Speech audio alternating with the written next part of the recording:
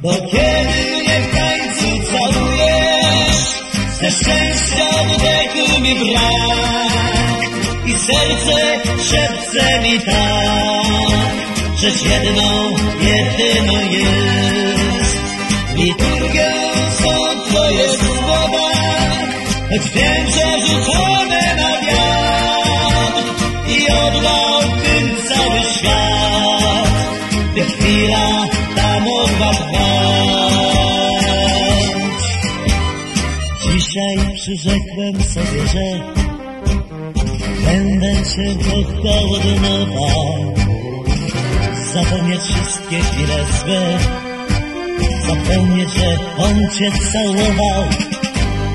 Radość minionych chwil zabrał nam smutek i gniew.